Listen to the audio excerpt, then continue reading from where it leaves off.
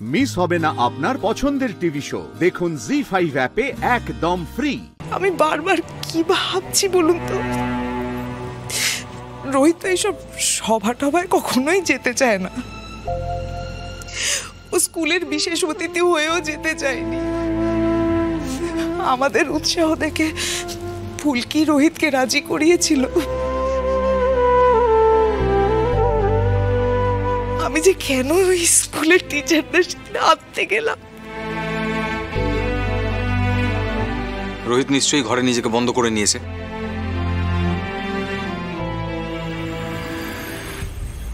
সত্যি ছেলেটার মুখ লুকিয়ে থাকাটাই বেটার ছিল, মানে অন্তত পাবলিকের সামনে এইভাবে অপমানিত হতো না।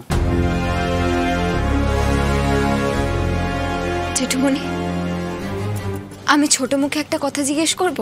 যারা দোষী, অন্যের ক্ষতি করে, তারা বুক ফুলিয়ে ঘুরে বেড়াচ্ছে, কিন্তু স্যারের মতন একজন নির্দোষকে মুখ লুকিয়ে কেন থাকতে হবে? এটা কি ধরনের বিচার? কার দিকে আঙুল তুলছে ফুলকি দাস? আমার দিকে? অবশ্য এই সময় বেশি উত্তর না দেয়াই ভালো। সময়টা ভালো যাচ্ছে না, একটু কোণঠাসা হয়ে আছো তুমি রুদ্ররূপ সান্যাল। তোর কথার কি উত্তর দেবো বলতো ফুলকি? আসলে রোহিতের ডোপ টেস্টের ব্যাপারে আমরা তো কিছু প্রমাণ করতে পারিনি। মনে মনে আমরা সকলেই জানি রোহিতের মতো ছেলে বক্সিং প্রতিযোগিতার আগে কোনোভাবেই ডোপ করতে পারে না, কিন্তু আমরা তো কিছু প্রমাণ করতে পারিনি রে।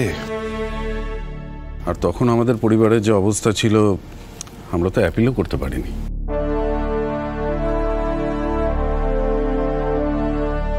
ফুলকি শোন। বলো মা।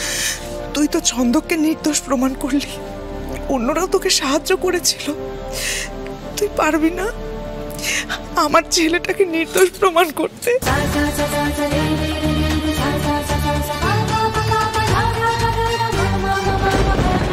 তুই বক্সিং অ্যাসোসিয়েশনের লোকজন রোহিতকে যেন নির্দোষ বলে ঘোষণা করে, পারবি না তুই?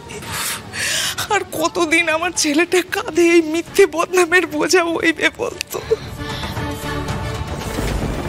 মা, আমি তো কবে থেকে বলছি দিল্লি গিয়ে স্যারের বদনামটা ঘোচাতে হবে, নাহলে স্যার এই মিথ্যে বদনামটা বইতে বইতে পাগল হয়ে যাবে। আমিও কিন্তু ফুলকির সাথে একমত মিজু কাকি।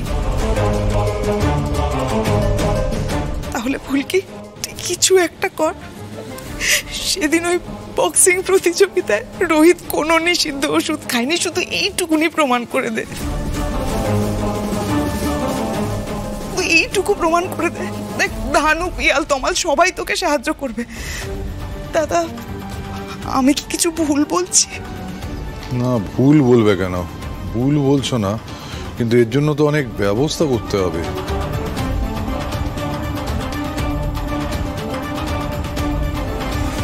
সর্বনাশ, তো দেখছি ঝামেলার পর ঝামেলা। রোহিতের উপর মিথ্যে বদনামটার ব্যবস্থা তো আমিই করিয়েছিলাম, হয়তো মাস্টারমশাই ওকে ক্যান্ডিডেট করে দিতেন। সবটা না বের হয়ে আসে।